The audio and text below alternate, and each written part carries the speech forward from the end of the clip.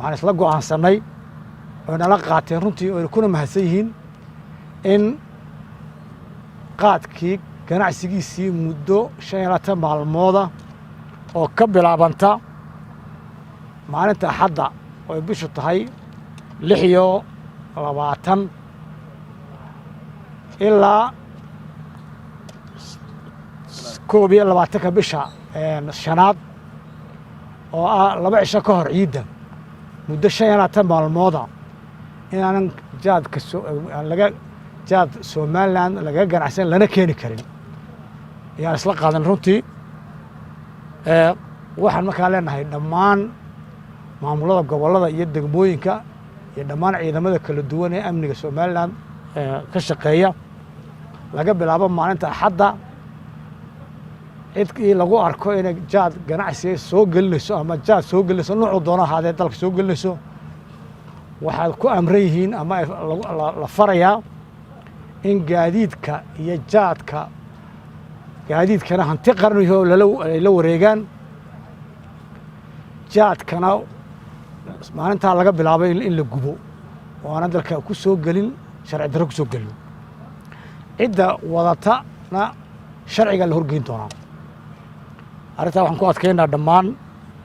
hay'adaha amniga iyo maamulada gobollada iyo degmooyinka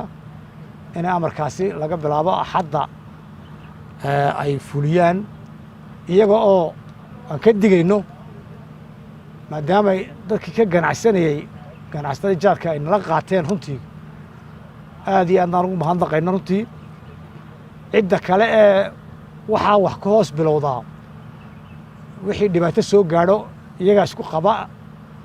hadhowna laga iyana ka maartay ka calacalin sharciga la horgeynayo shayga uu hadhow gaadiidu hadduu keenaba khasaarahaasi saas ku qabi doona marka waxaan leenahay ummadda reer Soomaaliya meel joogtaba waxaan isla garanay ganacsatadaasi inaan ka wada shaqeyno sidii looga hortagi lahaa qudhooda oo farsamahan xukuumadda kaliya fulinta kuma eka waxay nala qaateen ganacsatadaasi inay waliba bisha ay diyaar u yihiin ama 5 maalmood inay diyaar u yihiin inay nagala hawl galaan si loo joojin lahaa